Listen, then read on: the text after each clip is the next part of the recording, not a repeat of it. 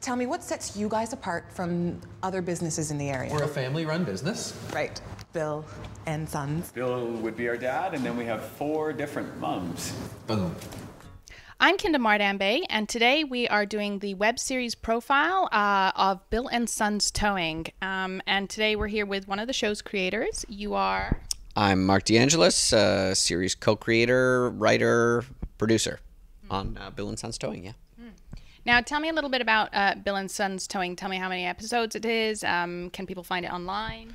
10 episodes, billandsonstowing.com is where you can find it. And yeah, it's a pretty simple concept. It's 4 brothers working in a towing garage in Hamilton. It stars award-winning sketch comedy troupe, The Imponderables. And their dad, Bill, is played by Nicholas Campbell from Da Vinci's Inquest, among many other credits. And I do have to say, so far, this is my favorite Canadian web show right now. It is so funny. You guys have just wrapped episode 10, right? Thank you. Yeah, we just premiered episode 10 last week. So all 10 episodes are up in addition to a whole host of video podcasts that one of the character runs as well. Yeah. Dave's Secret Podcast. The whole concept behind it is Eric, the eldest brother, is trying to clean up the image of this tow truck company, and Dave is basically recording this secret podcast and airing the family's dirty laundry and talking about all the shit going on behind the scenes. Yeah. And there's one about pizza, which I loved. And did you actually do that? Like, you called legitimate places? And we actually did it. The concept was for Dave to order as many, to order 42 toppings on a single pizza. So, yeah, we did that. That was the real deal. We called, I think, about 3 or 4 places to try. And I think that was the second attempt. That was pretty successful. But my favorite one was we called this one, I think it was the first call, and so while Dave was ordering, I was over on the side sort of writing the toppings and sort of guiding him and telling him this is what you have to do. And once we got to about topping 14, she said, you can't do this. And we said, well, why not? And she said, well, the pizza won't cook properly. We said, well, how many toppings max? And she said, 7. Why did you make us keep going? Tell me a little bit about The Imponderables and how you got together in creating the show, essentially. Both Charles Ketchabaugh, who's the co-creator, and I had worked with The Imponderables for almost 5 or 10 years on various projects, some small, some bigger. And we always had a great time working with them, and we all talked about wanting to do something a little bigger.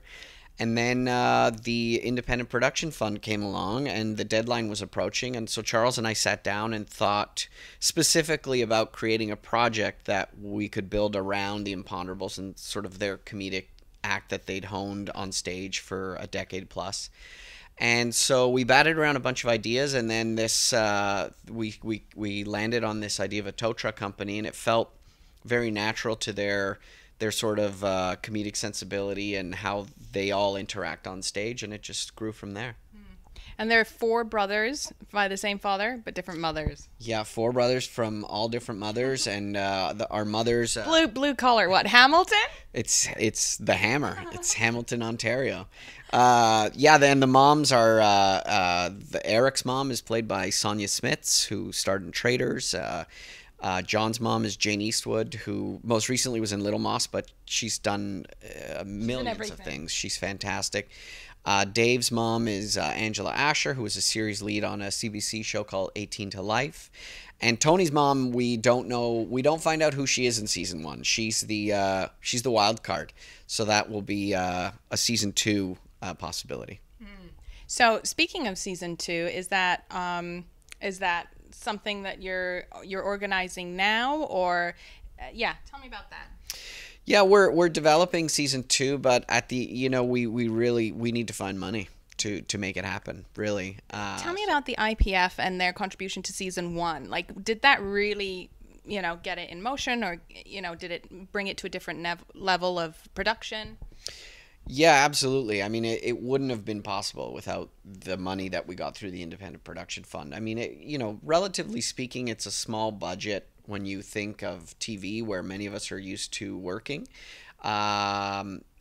but a sizable budget, and it gave us the opportunity to hire professional crews at a very discounted rate, and go through ACTRA and WGC. So it certainly brought the level of the project up, and it also, we found that it lent a lot of credibility to the project. As you probably know, a lot of people apply to the IPF, and only I think 15 were selected in season 2. So there's sort of when you're speaking with people about you've been selected through the Independent Production Fund and there is a budget, it certainly lends credibility to the project, which gave us another strong hand to play when approaching people like Nicholas Campbell and Sonia Smits and Janie. Yeah, the comedy on the show is just a little raunchy. I love the episode where you did the calendar, anyway, I just loved the calendar episode. Let's leave it at that. Is this something that you felt a little bit freer you could do online, or was that one of the reasons you went to online? Yeah, that was a lot of people say what do you like most about working on the web, and I think it was incredibly freeing because you're not bound by the constraints of time, so you don't have to write specifically to a 22-minute episode for the traditional TV half hour. So you can tell a story in sometimes 6 minutes serves it better, and sometimes we've gone, one episode is I think 9 or 10 minutes. But yeah, I mean, we did some things that were pretty out there, things we certainly wouldn't have gotten away with it on network television, perhaps on cable. But that was fun to do, and it was really hands off in terms of the creative. We were sort of our own sort of moral compass of like, okay, that maybe is a bit too far. But it was great. It was great to do that.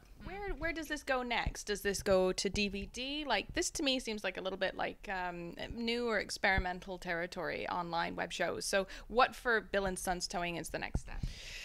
Yeah, you're right. I mean, it's a bit like the Wild West out there, which is why I find it so exciting to be on the web right now, is everybody's figuring it out. And there's lots of opportunities. I mean, there's you can go to Netflix or Hulu if you can find your way through their channels, because they're starting to feature original content web series, which is really exciting.